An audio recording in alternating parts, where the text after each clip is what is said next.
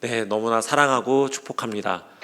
다니엘 기도회를 마치고 3주 만에 이 자리에 다시 올라왔습니다. 우리 성도님들을 이 강단 위에서 뵈니까 너무나 감개가 무량하고 또 감격스러운 순간인 것 같습니다. 우리 성도님들은 이 거듭남이라는 표현을 많이 들어보셨나요? 아마도 우리가 심심치 않게 교회가 아닌 일반적인 우리가 대화 속에서도 사용하는 것들을 많이 보셨을 겁니다. 연예계나 정치계에서도요, 이 거듭남이라는 단어를 많이 사용하기도 하죠. 그럼 어떤 경우에 이 거듭났다, 거듭남이라는 단어를 사용을 할까요? 보통 이런 경우죠. 어떤 사람에게 이전과 이후가 완전히 달라졌다고 느껴졌을 때 우리는 그 대상을 향해서 거듭났다, 그렇게 표현을 합니다. 그 정치인이 완전히 새롭게 거듭났대. 그 방탕한 삶을 살았던 사람이 그 삶을 청산하고 거듭나서 성실한 아버지가 되었대. 우리가 그렇게 표현을 하기도 하죠. 또 이런 식으로 사용을 했었습니다. 저의 유년 시절을 직접 목격하셨던 어르신들이 장성한 제 모습을 보고 그렇게 말씀을 하셨습니다. 태진이가 거듭났구나. 저희 외가댁의 어머니가 형제가 11분이세요. 그러다 보니까 이 사촌 간의 나이 차가 굉장히 컸습니다. 사촌 동생인데도 불구하고요, 15살 아래에 이제 동생들도 있고 막 그랬거든요. 제가 청년 시절에 이 동생들은 아주 갓난아기거나 이제 소꿉놀이를 하는 이 유아 시절이었겠죠. 이 아이들이 개구진 장난, 짓궂은 장난을 치다 보면요, 어른들이 이 아이들을 꾸질렀습니다. 그럴 때마다요, 저희 이제 돌아가신 외할머니께서 나지막한 목소리로 그렇게 이야기를 하셨어요. 괜찮다, 냅둬라, 태진이 봐라. 저는요, 이게 아직도 칭찬인지 아니면 이게 다른 의미가 있는 건지 헷갈릴 때가 있어요. 그 말을 명절 때마다 괜찮다, 태진이 봐라, 괜찮다 이야기를 하셨습니다. 이처럼요, 우리가 일반적으로 사용하는 이 거듭남의 의미는요, 도덕적인 변화, 조금 더 선한 모습과 선한 삶을 사는 이들을 향해서 쓰여져 왔습니다.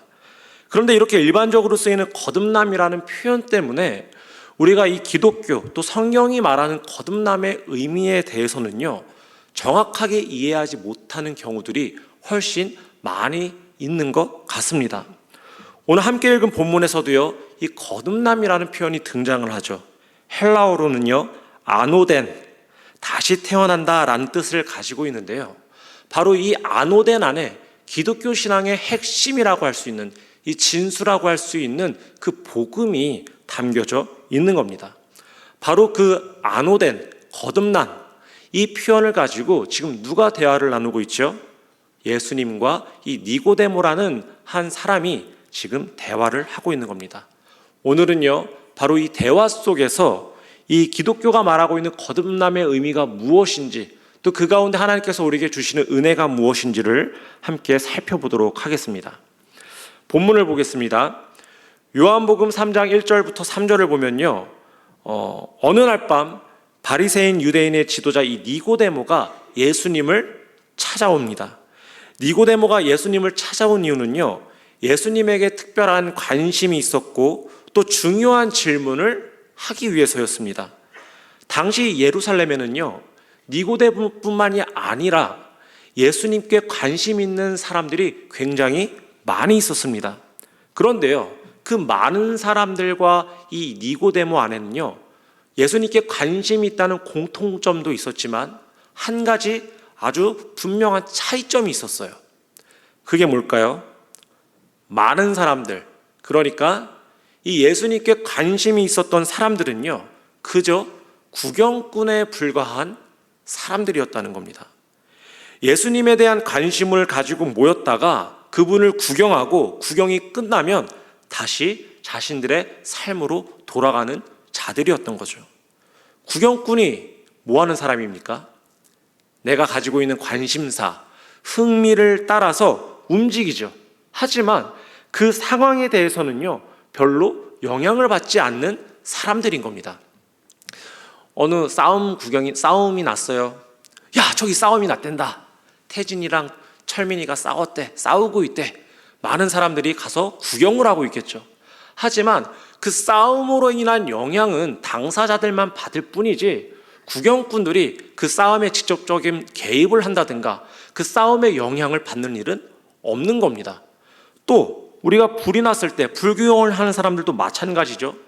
불이 난 위급한 상황이지만 그 위급한 상황에 직면하고 있는 당사자들이나 그 불을 끄기 위한 그 소방관들을 제외하고 그 불구경을 하고 있는 사람들은요, 불이 나든 불이 꺼지든 사실은 자신의 삶과는 아무런 관계가 없는 상황들이라는 겁니다.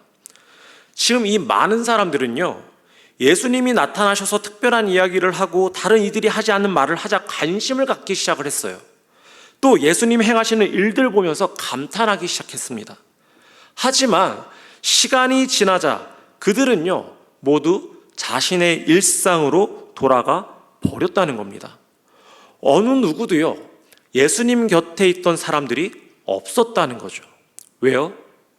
구경꾼은 구경이 끝나면 그냥 당연히 돌아가는 거기 때문에 그런 거예요. 그런데 오늘 본문에 등장하고 있는 누구요? 니고데모는 달랐다는 겁니다. 예수님이 전하시는 이 이야기가 일반적인 이야기가 아니라, 모든 사람을 위한 이야기가 아니라 이것이 나에게 무언가 특별한 이야기라는 것을 깨달았다는 거예요. 다른 이들에게는 그저 흥미를 주고 신기하고 재밌는 이야기 정도였지만 니고데모는 이 예수님의 이야기가 일반적인 이야기가 아니라는 것을 정확하게 알았다는 겁니다. 그것은요, 자신에게 중요한 이야기였고 이 이야기를 이해하지 못하면 자신의 인생에 큰 문제가 생긴다는 것을 알았다는 거예요.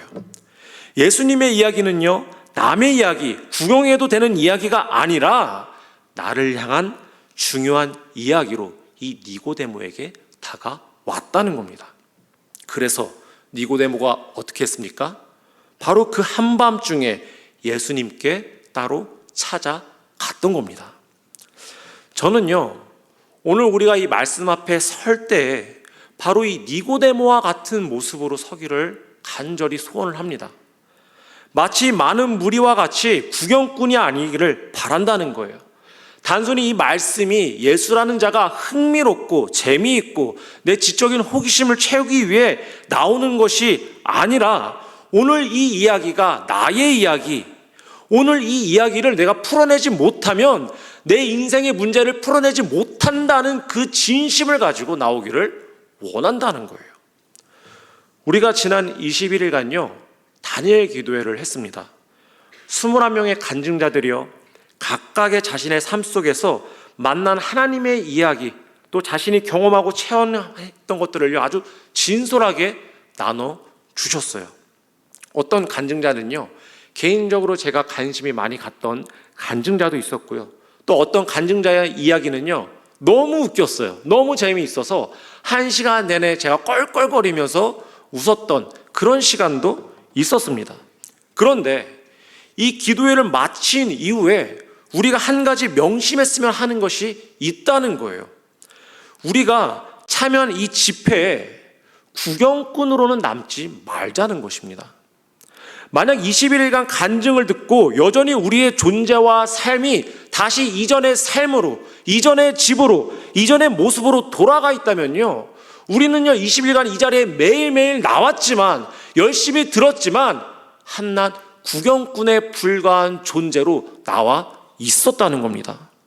그러나요, 그 21명의 영적인 경험과 체험과 이야기, 그 간증들이 무언가 나에게 중요한 이야기를 하는 것처럼 들렸다면, 나의 이야기처럼 들려졌다면요, 무언가 모를 갈망이 생겨서 그것을 해결하고 싶은 마음이 생겼다면요, 우리는요 그 이야기의 주인공이신 누구를요, 예수님께로 나아가기를 우리는 망설이지 말아야 한다는 겁니다. 예수님을 만나기 위해서 그분을 찾아 나서는 자가 되어야 한다는 것입니다. 바로 오늘 우리가 주님을 찾아서 그분이 계신 자리 앞에 서는 것이 세상이 줄 수 없는 복을 누리는 시작점임을 함께 깨닫는 자리가 되기를 간절히 소원합니다. 그렇게요. 우리가 자신 앞에 나와서 진지하게 도움을 청하는 이 니고데모에게 예수님은요, 다음과 같은 말씀을 하십니다. 요한복음 3장 3절입니다. 우리 한 목소리로 봉독하겠습니다. 시작.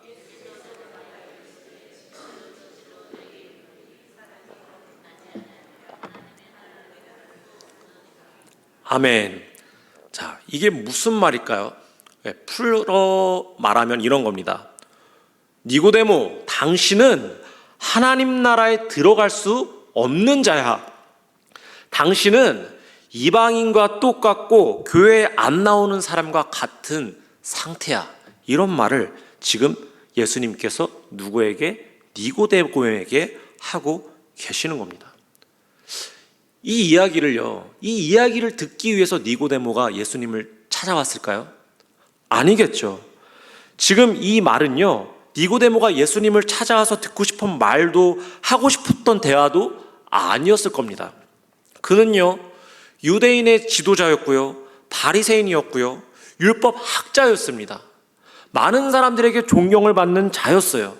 그런 자가 예수님과 무언가 신령한 주제로 거대한 담론을 나누고 싶고 진솔한 어떤 진리를 탐구하고 싶은 마음에 이 자리에 나왔을 텐데, 느닷없이 예수님은 지금 니고데모에게 어떻게 하고 계시는 겁니까? 그의 영혼을 진단하고 계시는 거예요. 그런데 그 진단이 너무나 충격적이죠. 너가 다시 태어나지 못한다면 너는 전국에 들어가지 못할 것이고 아무런 소망도 없고 오직 영원한 심판만 있을 것이다. 이거 생각만 해도 너무 무례하지 않습니까? 우리가 처음 만나는 사람도요, 또 잘 아는 사람에게도 무언가 좀 하고 싶은 말이 있더라도 우리가 많이 돌려서 이야기를 하잖아요. 처음에 잘 지냈냐고 이야기도 묻고 근황도 여쭙고 요즘 사업은 어떤지도 물어보고, 그렇게 우리가 그 사람에 대해 예의를 갖추고 나서야 비로소 하고 싶은 말 한마디를 간신히 할 수 있을까 말까인데, 지금 예수님은요, 이 니고데모에게 그냥 바로 들이밀어서 이런 이야기를 하고 계시다는 겁니다. 이 이야기를 지금 니고데모는 예수님을 통해서 듣고 있는 거죠. 이것은요, 지금 예수님이 이 니고데모의 인생 전체를 평가하신 것과 다름이 없는 내용인 겁니다. 니고데모가 누구라고 아까 말씀을 드렸죠?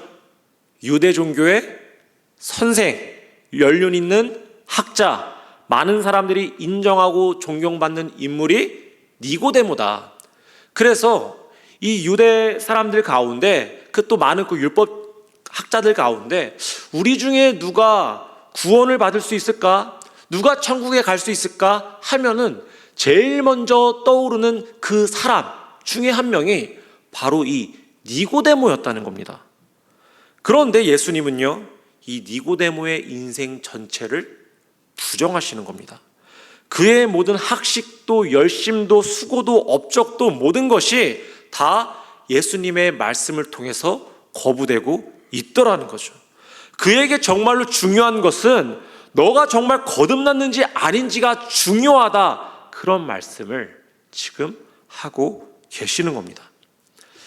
사랑하는 우리 성도 여러분, 우리 삶에는요, 문제가 정말 많습니다. 우리에게는 간절한 소원도 있고 바람도 있고요, 물물나게 힘든 스토리도 정말로 많이 있습니다.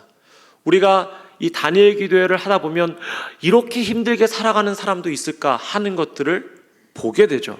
그런데 예수님은요, 그 많은 문제보다도 먼저 해결해야 할 게 있다고 말씀을 하고 계시는 거예요. 일단 이 문제가 해결되어야 다른 문제들을 살펴볼 수 있다고 하시는 겁니다. 그게 뭡니까? 주님의 생명이 내 안에 있는지, 그리고 그 영원한 생명을 소유한 자인지, 그것이 가장 너에게, 우리에게 중요한 문제라고 말씀을 하고 계시다는 것입니다. 사랑하는 성도 여러분, 오늘 이 밤에 우리에게 가장 중요한 문제가 무엇입니까? 우리가 가지고 있는 직장과 가정에, 또 우리가 살아가고 있는 먹고 사는 문제를 가지고 그것을 풀어내기 이 자리에 나오셨습니까? 중요합니다. 그런데 그것보다 먼저 우리에게 중요한 것이 있다는 거예요. 정말로 이 자리를 통하여서 주님이 내 안에 계신지가 확신이 되는지, 내가 주님을 바라보고 있는지가 중요하다는 것입니다. 우리가 그렇게 예수 그리스도를 바라볼 수 있는 자리가 되기를 간절히 소원을 합니다. 그런데요, 더 놀라운 것은요, 니고데모의 반응이에요. 이런 대접이라면요, 분개하고 뛰쳐나가도 이상하지가 않을 상황인 거죠. 우리도 어떻습니까? 어떤 사람이요, 내가 가지고 있는 몇 가지 단점을 지적하면요, 상당히 불쾌해요. 잘 지내다가도요, 이것 조금 잘못하고 있는 것 같습니다 하면요, 사람이 반성하고 잘해야 하는데 당신이 뭔데 하는 생각이 드는 거예요. 우리 부부간의 대화를 할 때도요, 그럴 때가 있죠. 분위기가 좋을 때 있어요. 남편과 아내와 부부간의 관계가 좋아서 아내가 남편에게 이야기를 합니다. 여보, 그동안 나에게 뭐 서운한 거 없었어요? 있으면 한번 이야기해봐요. 내가 말하면 한번 고쳐볼게요. 자, 이 이야기를 들었을 때 우리 형제님들은요, 옳다구나, 내가 얘기할 때가 왔구나, 내가 3개월을 1년을 참아왔는데 비로소야 이야기할 때가 왔구나 하시면 큰일 나는 겁니다. 예, 그 질문을 들었을 때는요, 내가 지금 시험대 위에 올려져 있다. 예, 그렇게 우리가 아셔야 해요. 그래서 좋은 말씀, 당신은 그동안 잘해왔어. 당신이 장점이 뭐가 있어? 지금처럼만 해줘. 제가 지금 정답을 얘기해 드린 거예요. 예, 이렇게 말씀하셔야 되는 겁니다.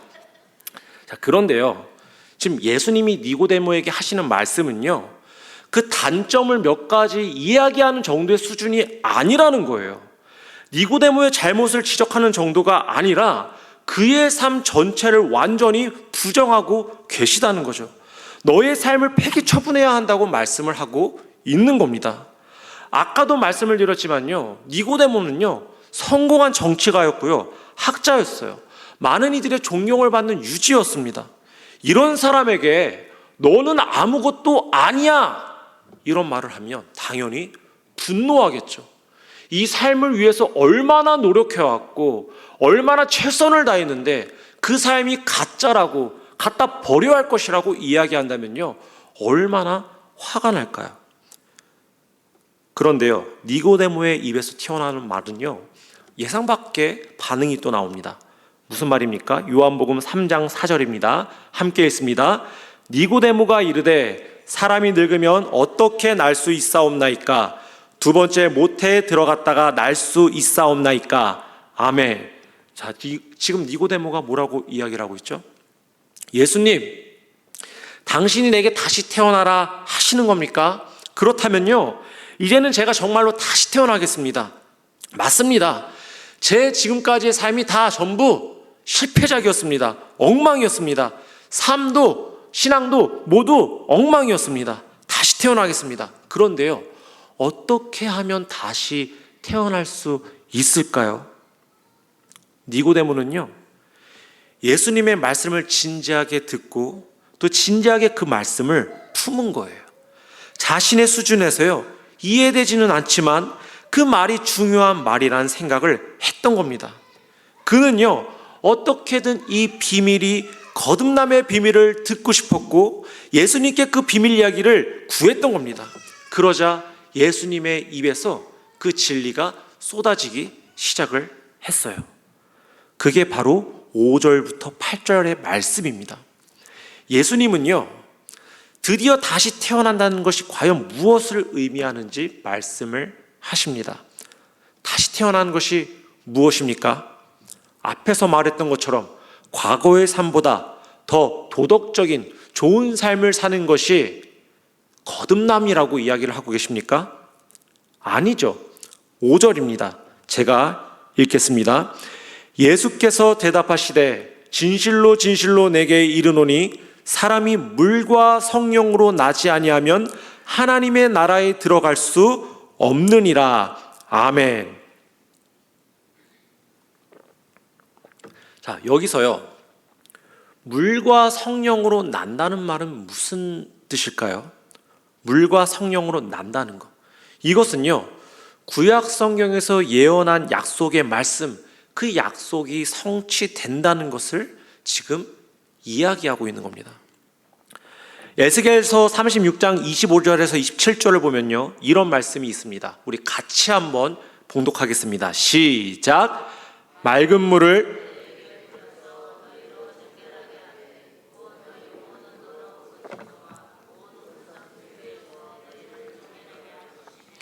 또 새 영을 너희 속에 두고 새 마음을 너희에게 주되 너희 육신에서 굳은 마음을 제거하고 부드러운 마음을 줄 것이며 또 내 영을 너희 속에 두어 너희로 내 율법을 행하게 하리니 너희가 내 규례를 지켜 행할지라. 아멘. 자, 무슨 말씀입니까? 장차 하나님의 때가 오면요, 하나님 앞에 설 수 없는 인간들이 맑은 물로 씻겨서 완전히 깨끗하게 된다는 것입니다. 그런데 여기서 중요한 것은요, 그 깨끗함이 육신을 넘어서 그 인격을 이루는 인간의 그 중심, 그 영혼까지 깨끗하게 해주신다는 거예요. 이게 왜 지금 놀라운 거냐면요, 이 구약 시대 때는요, 그때도요 제사함의 방식이 있었습니다. 하지만요, 그 당시에 이 제사함의 방식은요 한계가 있었어요. 이 구약 시대 때는 어떻게 죄를 사했죠? 제사를 지냈습니다. 우리가 여러 가지 제사, 5가지 제사를 이야기하는데 그 중에 이 속죄제와 속건제가 제사함에 관련된 제사이죠.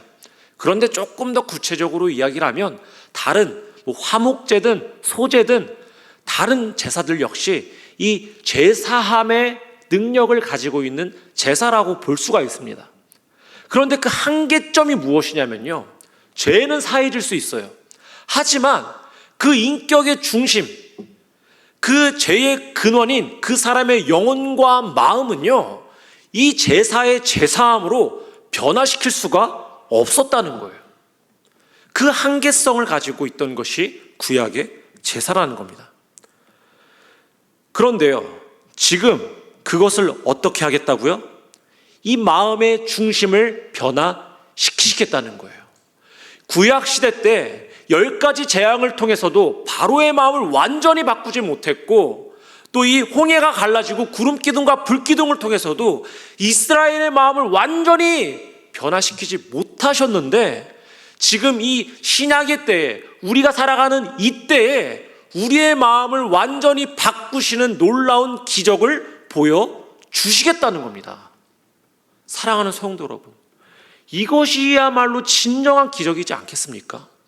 우리가 어떠한 것을 체험하고 바라보는 것도 중요하겠지만, 구약시대 때 나타났던 기적들을 동경하는 것도 중요하겠지만, 우리의 마음을 변화시키시겠다는 그 놀라운 약속, 그것이야말로 우리가 붙잡아야 할 하나님의 말씀이라는 겁니다. 자, 그러면 마지막 질문이 남았죠. 이 기적이 어떻게 일어날 수 있냐는 거예요. 어떻게 우리의 마음이 새롭게 되고 내 영이 새롭게 될 수 있을까요? 요한복음 3장 6절부터 8절, 우리 마지막 구절 함께 읽겠습니다. 시작. 육으로 난 것은 육이요 영으로 난 것은 영이니 내가 내게 거듭나야 하겠다 하는 말을 놀랍게 여기지 말라. 바람이 의미로 불매 내가 그 소리는 들어도 어디서 와서 어디로 가는지 알지 못하나니 성령으로 난 사람도 다 그러하니라. 아멘. 예수님의 말씀은요, 바로 이것입니다. 이 새 창조가 이루어지기 위해서는요, 무엇이 불어야 한다고요? 성령의 바람이 불어야 한다는 거예요. 성령의 바람이 불면요, 새 창조가 일어나고 성령으로 사람이 새롭게 태어나게 되더라는 것입니다. 바로 이 성령의 바람이 들 때 에스겔의 환상 속에서 마른 뼈가 이 가죽이 살아나고 힘줄이 생기고 생명이 깃들어져서 그 살아나는 역사가 일어나는 것과 같이 우리 가운데 놀라운 새 창조, 새 생명, 거듭남이 일어나게 된다는 것입니다. 이것이 성경이 말하는 거듭남인 것이에요. 그런데 성령의 바람이요, 이전까지는 불어오지 않았어요. 불지가 않았던 겁니다. 그런데 언제부턴가 그 바람이 불기 시작을 했습니다. 언제요? 예수 그리스도가 이 땅 가운데 오시는 그때부터 예수를 통해서 그 바람이 불기 시작을 했다는 거예요. 그분의 오심으로 인해서 십자가에서 인간의 죄를 감당하신 그 예수님을 통해서 성령의 바람이 우리 가운데 몰아치기 시작을 했더라는 거죠. 이제는 예수님이 이 바람을 불게 하신다는 거예요. 예수님이 십자가에서 하나님의 저주를 받기 위해 이 땅에 오셨을 때 성령의 바람이 불기 시작을 했다는 것입니다. 이 바람을 그래서 우리는 만나기만 하면요, 죽은 영혼이 살아나는 역사를 경험하게 되었다는 것입니다. 지금 예수님이 이 니고데모에게 하시는 말씀이 바로 이거예요. 니고데모야, 지금 너 앞에 이 성령의 바람이 불기 시작했다. 어떤 인간도 만들어낼 수 없는 바람이 네 앞에 불고 있다. 수많은 선지자들이 그토록 기다렸던 그 바람이 불어오고 있다. 그러니 그 앞에서 그 바람을 맞아라. 그 바람을 마심으로 인해서 새 생명을 얻으라. 이 말씀을 지금 니고데모에게 하고 계시는 것입니다. 사랑하는 성도 여러분, 지금도요, 성령의 바람은요, 계속해서 불어오고 있습니다. 어디서 불어올까요? 예수 그리스도가 계신 그 자리, 예수 그리스도를 증거하는 그 자리, 복음이 선포되는 자리에 성령의 바람이 불고 있다는 것이에요. 그래서 우리가 고장난 인생을 고치기 위해서요, 어떤 처방전을 받기를 원하고 해결책을 얻으려고 하기 이전에 이 성령의 바람을 맞지 않으면 우리에게 어떤 변화도 일어나지가 않는다는 것입니다. 그 마른 뼈 가운데 약을 바르고 먹을 것을 주고 옷을 입히고 어떠한 일을 하더라도요, 그 마른 뼈는 살아나지 않는다는 거예요. 하지만 그 마른 뼈 가운데 성령의 바람이 불기 시작하면요, 살이 부풀어 오르기 시작을 하고 근력이 생기고 그 뼈가 일어나서 새로운 창조를 경험하게 된다는 것입니다. 말씀을 정리하겠습니다.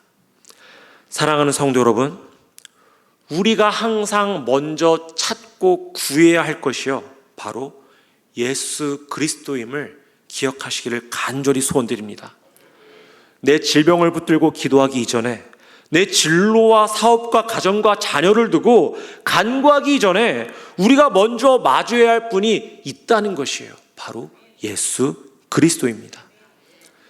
이 청교도인의 이 청교도 경언 중에요, 이런 말이 있습니다. 2번 태어나면 1번 죽고 1번 태어나면 2번 죽는다. 이게 무슨 말일까요? 2번 태어나면 1번 죽는다. 우리가 어미의 뱃속에서 태어납니다. 그리고 예수 안에서 태어납니다. 그러면요, 우리는요, 이 땅에서의 삶은 끝나겠죠. 그 죽음은 맞이하겠지만 영원한 생명의 자리로 나아간다는 것이에요. 하지만 한 번만 태어난 자는요, 2번 죽습니다. 이 땅에서의 삶이 끝나고요, 영원한 심판 앞에 놓여져서 영원한 죽음을 맞이하게 될 것이라는 거예요.